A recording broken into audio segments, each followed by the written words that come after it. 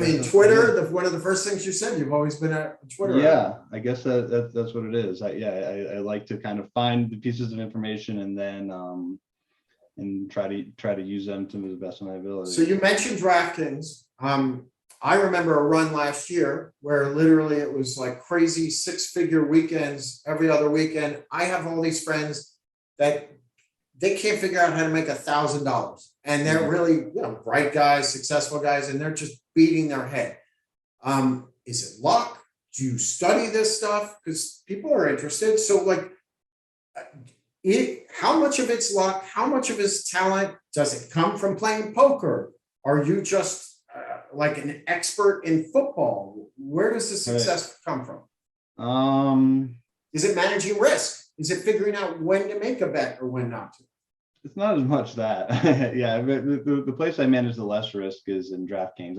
I more, not that I don't manage my risk, but that's not really game selection and managing risk in poker and also in stock market is big for me. In DraftKings, I kind of just get in there and play.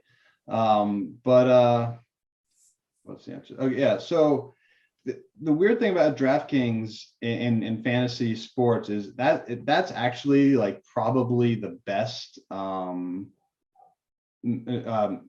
best combination of my skill sets, because I really was a very big sports fan growing up. I was the type of kid who at the bus stop every single morning I would read all the box scores, so stats, batting average, fielding. You asked me Wade Boggs batting average, when I'm 6 years old, and like I can not only tell you the batting average, but like how to calculate it and like all that kind of stuff. Okay. So, but it just, you grow up and you don't think that's you're not going to be able to make money. You even imagine you can make money from that. Right? Exactly. So even when DraftKings became like a big thing, for a while, I didn't do it because I knew I would love it so much and get addicted, but I just didn't think I'd be able to make enough money. And then eventually I saw a couple of friends making money from it, and I dove into it. And really it took away from my poker studying the first few years. And luckily it paid off with that big win, but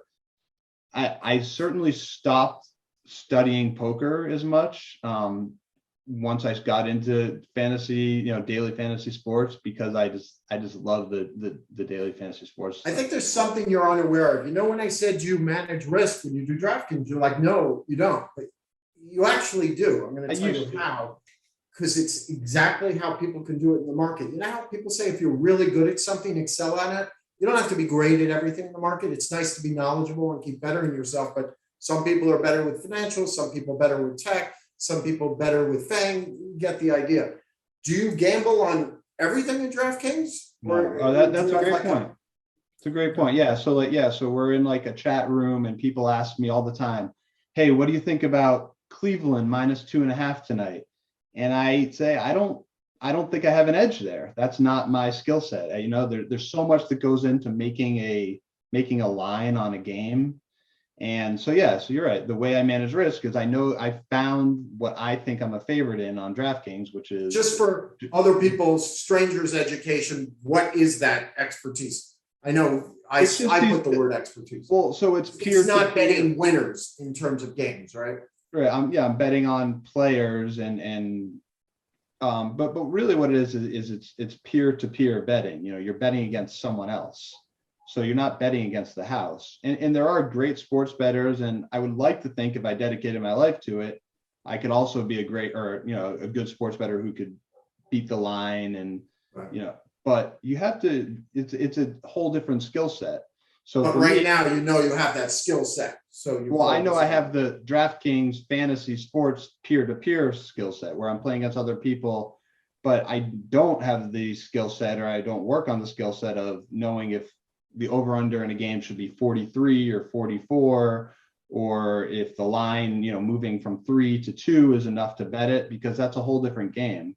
So I guess, there's one last part of this that we haven't mentioned. Well, tell me. So like baseball, football, basketball? Right. Yeah. I don't, I only play NFL.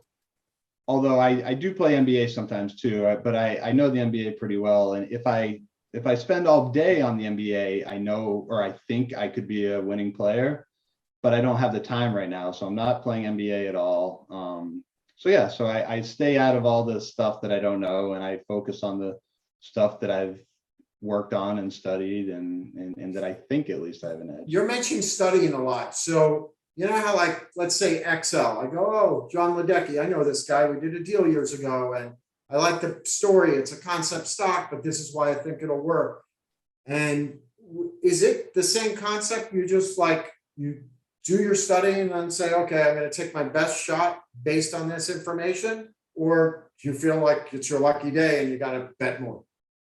No, yeah, it's certainly the former. Yeah, no, But yeah. you literally do homework, right? Like, you Yeah, tell me right, that so- I got to stop messing with you when I'm sending you silly pictures and calling you names, that you have to go study because it's Sunday morning and you got to pay attention. Like, you I mean, really you're never going to study, stop messing with me. So right? No, that's I'm not, because I'm an idiot. Oh Like, yes, no, I am legit studying. Yeah, I mean, that's what I'm doing. I just think it's cool because whether it's DraftKings, right? Whether it's you're studying, whether it's poker, you're taking lessons, and you've played in the World Series of Poker how many years? Yeah, it's 20 years. But yeah, no, I played in the highest, for the most Two part, the highest bracelets, and game. you're still taking lessons. Yeah. And then in the stock market, you made millions of dollars, yet you're still asking me questions. So I just think there's a common theme. If you look at it, like, you don't get comfortable. No, I don't get comfortable. That, yeah, no, yeah, that's definitely a theme. I'm always trying to, optimize, what I'm doing, and comfortable is a good thing, because that happened to me early in my poker career. I was making a good amount of money, but I did get a little comfortable for like a few months. And for a little bit, I was like, man, I'm just not, I must be really unlucky right now. I'm just not doing as well. And then it kind of hit me. I don't know if it was a conversation. I don't remember. This is 15 years back, but I realized that I was behind the game a little bit. People had discovered some new tricks and a new style of play, and I was still actually had to better yourself, so to speak. Yeah, so like, oh, okay, wait a second, I gotta get better at this. And that, thinking back to that was probably a really good lesson for me. I was like, okay, I can't just like do the old thing and just press buttons or you rely on just what I know. You always got to kind of keep getting better and stay with the times and all that kind of stuff.